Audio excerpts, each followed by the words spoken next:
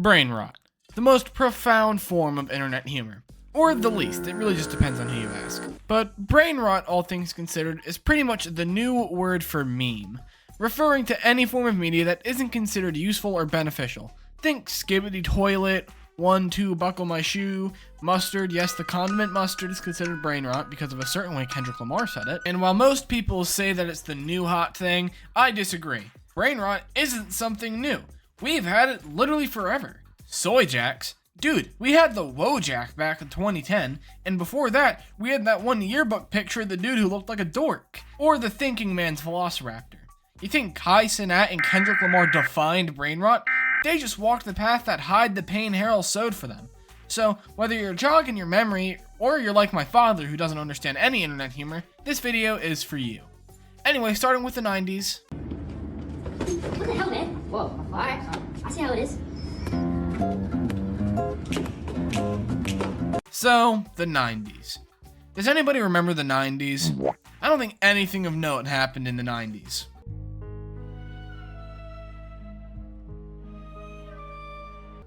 Except for the hamster dance. Nah, I'm just kidding. That shit didn't matter. Matter of fact, we can just strike the 90s from the record. Let's get that shit out of here.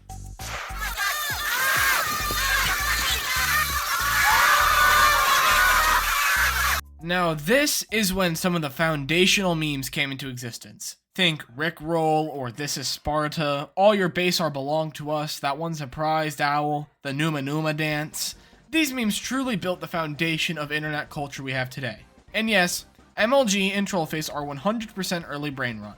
Don't believe me? Tell me how this meme is at all beneficial to the human brain.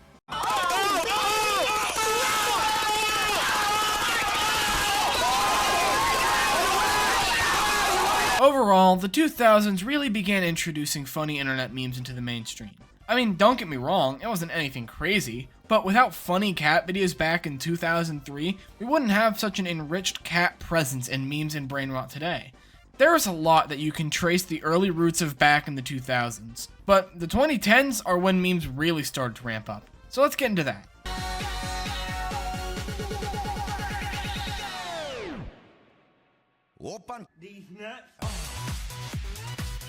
The 2010s. There's an argument to call this the golden ages of meme culture.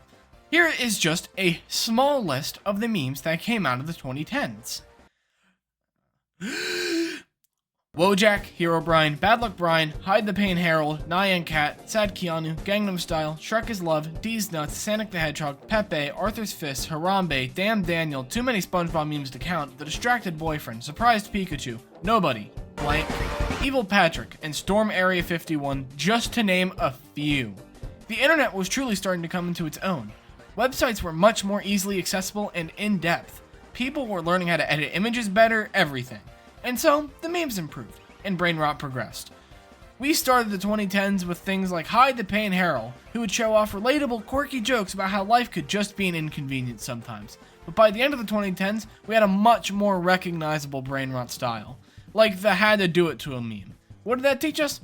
Nothing. All we learned is that he had to do it to him.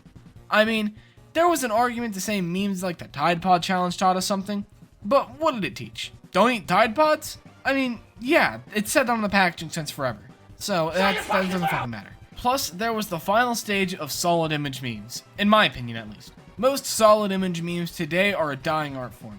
People use GIFs or videos now, but back in the 2010s, we had classics like the Thinker Guy, Drake approving and disapproving, the lady ranting to the other lady in a blanket, that evil little shit with the burning house, Leonardo DiCaprio, just like as a whole, Evil Kermit and Nice Kermit, and the list goes on and on and on. The 2010s served as, in my opinion, the final jumping ground from which the Roaring Twenties fully capitalized on and finalized brainrot as a meme status and culture.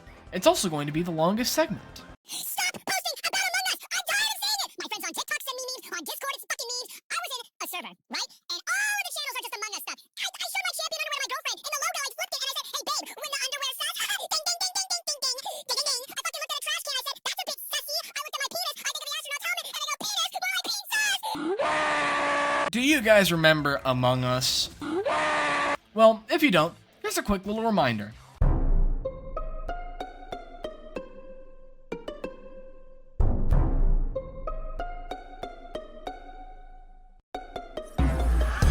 Yeah, we're getting into it deep. The 2020s were the true launching point where memes became a true core and integral part to the internet experience.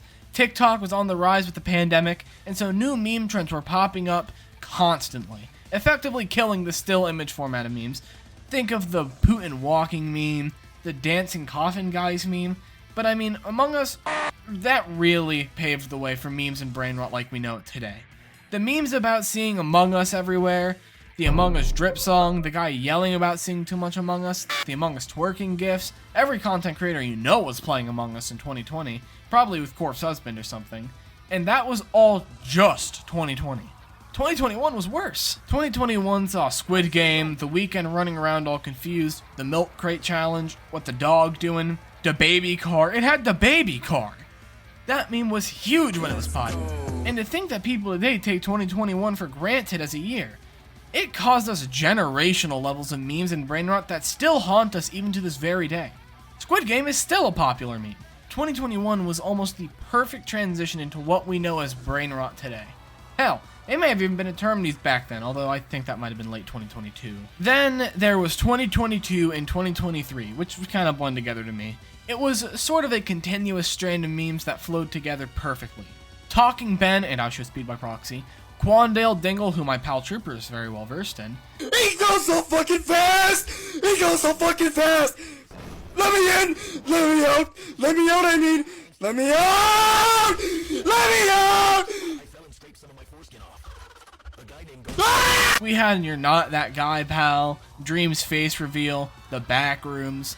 See how many memes I can fit into just singular years of the 2020s? The 2000s I had to lump all into one because there just wasn't much. I'm actively cutting out memes because of how many I have. Like, with 2023, there was fake Mr. Beast, that gay black dude in the anime animation, don't look it up, John Pork. John Pork is the first true brainrot staple that we have seen so far that most people recognize.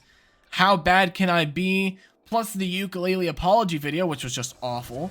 There's Nothing We Can Do, Grimace Shake, the Lacombe Fit meme. These 2 years were loaded with memes and ha-has that people loved. And now we come to 2024 through today. 2025's not over yet. We have Ninja's Low Taper Fade, Singing Chicken Nugget That I Hate, Costco Guys, The Rizzler, Lunchly, 5 Seasons Orlando. All of these memes turned into brainrot, and all of them were ironic and pretty funny. In 2025, we have Chicken Jockey, we have the Dance If You're the Best blank memes, Italian brainrot, fucking tung tung tung sahur. I don't really actually know what that meme is. But I mean, brainrot is literally in its name. And we're still going strong now with gift talk and all sorts of other things. And that brings me to my conclusion. Yeah, brainrot's been around, and it's not slowing down either. Bye-bye. What'll it be, fellas? Mustard or ketchup?